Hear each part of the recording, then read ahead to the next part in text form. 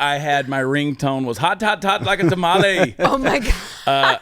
And I was like, I was eating at Seven Lagoas yesterday, the Mexican restaurant, and when it was going off, they were looking at me really, really funny. So funny. Okay, lots to unpack here. First of all, well, you talk about the tamale comment. You know why I called her that? It's because Jill Biden called Mexicans breakfast tacos. So, and listen, we're in Texas. We love Mexican culture. The tamale is probably one of the biggest Mexican delicacies there is. We eat them on Thanksgiving, Christmas, every holiday. So that was almost the biggest compliment you can give a person, a tamale. Jill Biden doesn't even know about tamales. So, well, she's from the Bronx. I don't know what she knows about tamales, this AOC. Well, I don't know, but they're delicious. I was a little offended because first of all, you used the phrase big booty Latina, and you said that she's your big booty Latina. I'm actually sitting here next to my favorite I know, big booty. I'm sorry. My big booty Latina. Very offended. Sara Gonzales. Really offended. I thought that I was his favorite too until the moment that I saw that video, and then I realized you're my only ally here. Okay, so I saw it. What time? Let's unpack this. Okay.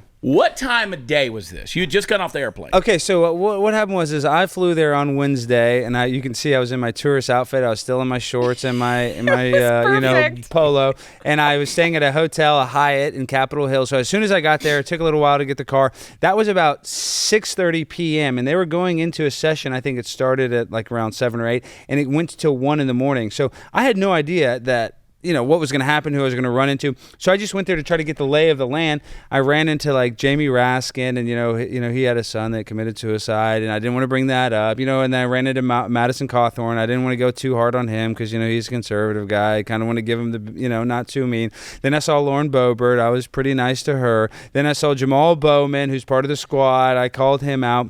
But there's a bunch of politicians I couldn't even recognize because there's so many there. But then I sat there for about 3 hours. I think it was like right around 6:30, 7 p.m.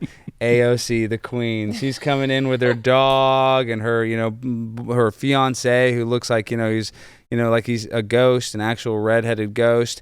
And they walked past me, and I was just so ready, Chad. And I said this on Sarah's show. I think I was on there Tuesday or Monday. I said, I'm going to sexualize her. Everybody's like, oh, you're just some pervert. No. AOC always complains about how people want to date her. She's always talking about how she's getting her nails done in videos. She's always talking about this sexualized, victimhood that she has. So I said, you know what? I'm going to actually sexualize her, give her concrete evidence, because it's similar. Like when I went and I spoke at these city council meetings that made me go viral, when I spoke serious, nobody paid attention.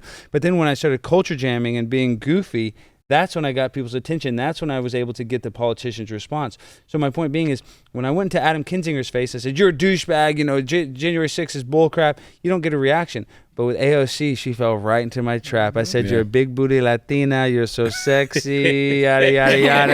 And there she goes. She just fell hook, line, and sinker. But I could have never expected the reaction. I mean, she went and made Instagram videos. She did Instagram polls. She, posted about it. And then on top of that, the best part of the whole thing, which I could have never guessed this, she went in for 3 hours, voted on all these bills, and came out and proceeded to throw the Capitol Police under the bus, exposing them for letting in the rioters on January 6th. When anybody has half a brain, I don't care if there's 1 million rioters on January 6th, they're not getting in the building without a key unlocking a door.